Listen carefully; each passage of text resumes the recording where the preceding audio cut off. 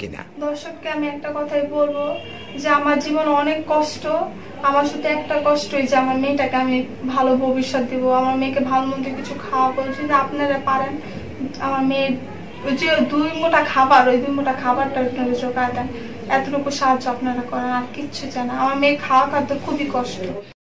সুপ্রিয় দর্শক ভাই ও বোনেরা, আসসালামু আলাইকুম রহমতুল্লাহি ওয়া বারাকাতুহু।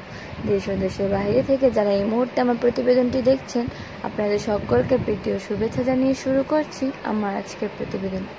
দর্শক, আজ আমি আপনাদেরকে নিয়ে এসেছি ঢাকা রীতা আপুর বাসায়। এই রীতা আপু প্রেম করে বিয়ে করেছেন, কিন্তু প্রেম করে বিয়ে করার পরও তিনি তার জীবনে সুখ খুঁজে পাননি। একটি কন্যা সন্তানকে নিয়ে আজ তার জীবন বিপাকে পড়েছে। চলুন দর্শক, আমরা রীতা আপুর মুখ থেকে তার জীবনের বিস্তারিত ঘটনাগুলো শুনি। আসসালামু আলাইকুম আপু। ওয়ালাইকুম আসসালাম। আসসালামু আলাইকুম। ওয়ালাইকুম আসসালাম। তো আপু, আমরা জানতে পারলাম যে আপনি প্রেম করে বিয়ে করেছেন, কিন্তু প্রেম করে বিয়ে করার পর আপনার জীবনে কোনো সুখ নেই। কেন সুখ নেই এবং কী জন্য আপনার স্বামী এখন আপনার সাথে নেই? আপনাদের সম্পর্ক কেন নষ্ট হয়ে গেল এবং আপনি এখন বর্তমানে আপনার মেয়েকে নিয়ে কেমন আছেন?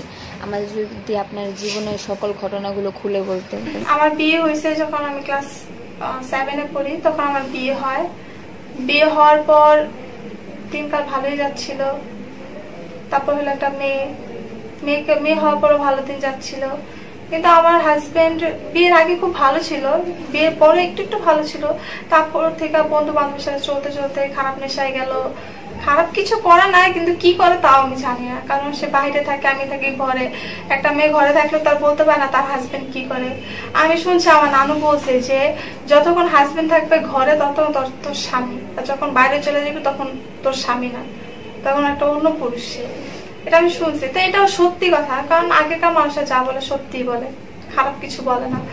তো ভালো মন্দ চলতেই লাগলো। কিন্তু সে কি করে, বন্ধু বান্ধব ঘরে নিয়ে আসে, বন্ধু বান্ধব একসাথে থাকে। আমি কিচ্ছু বললাম, সবসময় নেভার মাইন্ড হিসেবে থাকি, কারণ এখন তার ভাত খাইতে গেলে তার মতো আমার চলতে হবে। কিন্তু মেয়েদের স্বাধীনতা আছে, কিন্তু আমার হাজবেন্ড আমাকে কোনোদিন স্বাধীনতা দেয়নি। স্বাধীনতা আমার নিজে অর্জন করে নিতে হয়েছে। সে বলে যে ঘর থেকে বের হওয়া যাবে না, কারোর সাথে চলতে পারবা না, কিছু করতে পারবা না, মোবাইল চালাতে পারবা না, টাচ মোবাইল চালাতে পারলো, মেসেঞ্জার চালাতে পারবো না, মানে আরো ইমো চালাতে পারবো না। একটা আনপার্সন নাম্বারে ফোন আসলে বলে কে এটা, মানে সন্দেহ করে। তো এখন সন্দেহটা স্বাভাবিক হইতেই পারে, এখন এটা তো আমার কিছু করার নেই। এখন আমি বুঝাইতে পারি তাকে, দেখো এগুলো কিছু না, তুমি যদি এইভাবে করো তাহলে আমার সংসার অশান্তি লাগে। তো এগুলো নিয়ে একটু অশান্তি লাগতো, তার নিয়েও আমার ঘরে অশান্তি লাগতো। তো সবসময় তার আমি ভুল হই না, মাঝে মধ্যে সেও ভুল হয়। তো এইভাবে চলতে লাগলো। আমার হাজবেন্ডের সাথে যদি আমার মুখ কালাকালি লাগে, আমার বাবা মাকে আমি জানাই, বাবা মাকে ভালো মন্দ বলি। তো বাবা মাকে বলতে গেলে সে বলে তুই কেন তোর বাবা মাকে বলিস, তোর বাবা মারে আমি ভয় পাই, মানে কি করছে তোর বাবা মা, এগুলা বলে। আমার শ্বশুর শাশুড়িকে জানায়, আমার শ্বশুর শাশুড়ি বলে যে আমি দূরে আছি আর কি বলবো, তাদেরও দোষ নেই, তারা বলে যে আমি দূরে থেকে কি করবো। তারা, আমার শাশুড়ি হলো বয়স্ক মানুষ, তাকে তো আমি কিছু বলতে পারি না।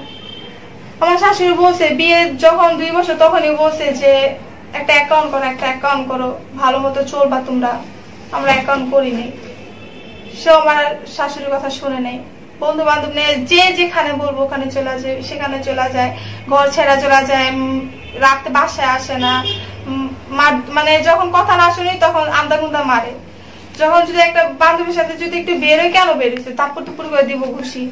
তো আমি কোনোদিন এগুলা কি হয় না আমার ধারা, কারণ আমি যখন এই ছোট থেকে বড় হয়েছি আমার বাবা মামাকে কোনোদিন কষ্ট দেয়নি, কোনোদিন না। যেটা চাইছি মুখের উপরে পাইছি। এমনও ড্রেস পরছি যেটা আমার স্বামীর ঘরে আমি পাইনি। এই যে আমার যে পরনের ড্রেসটা, এটা একটা প্রথম ড্রেস যেটা আমার স্বামী কিনা দিচ্ছে, এই একটা প্রথম ড্রেস। আমার স্বামী কিন্তু বলতে পারবে না যে তাকে আমি এটা নিজে ইচ্ছাকৃত ড্রেস কিনেছি। যেদিন আমার ঝগড়া হয় ওদিন আমি বলছি তুমি আমার কি কিনা দিছো, যা তোমরা জানি কিছু কিনা দেন, এবার একটা ড্রেস কিনা দিই। তো সে আমাকে প্রথম ড্রেসটা কিনা। আমার শ্বশুর শাশুড়ি মনে করে যে আমার পোলার পরে কত কিছু দিয়ে আসছে, কিন্তু এটা বাস্তব কথা না। আমার সংসারে যা চলে যায়, আমার সংসারে কি দেয়, আমার মেয়ের ভালো মন্দ একটা কাপড় চোপড়, যা কাপড় চোপড় আছে অধিকাংশ আমার শ্বশুর বাড়ির লোকেরা দিছে, আর আমার বাবা মা আরো বেশি দিছে এর থেকে। কিন্তু সে নিজে পালন একটা ভালো মন্দ কাপড় চোপড় আমার মেয়ের পরেতে। আমার ভাসুর টাকা পাঠায়, কারণ এই বংশের একটাই মেয়ে আমার মেয়েটা, তাই সে হয়তো একটু আদর বেশি পায়। তো আমার বাবা মার ঘরে আমি এমনও দেখেছি 6000 টাকার ড্রেস